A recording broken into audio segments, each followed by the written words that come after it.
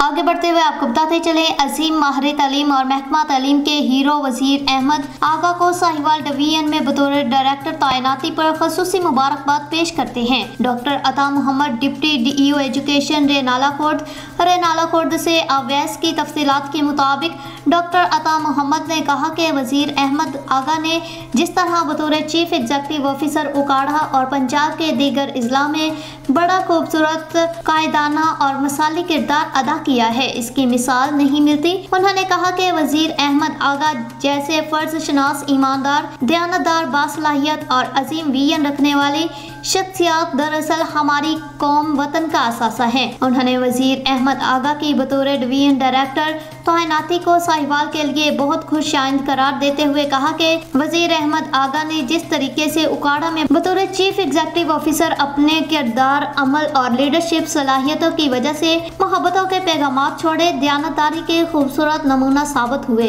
इसकी मिसालें दीगर ऑफिसर्स के लिए एक मॉडल है।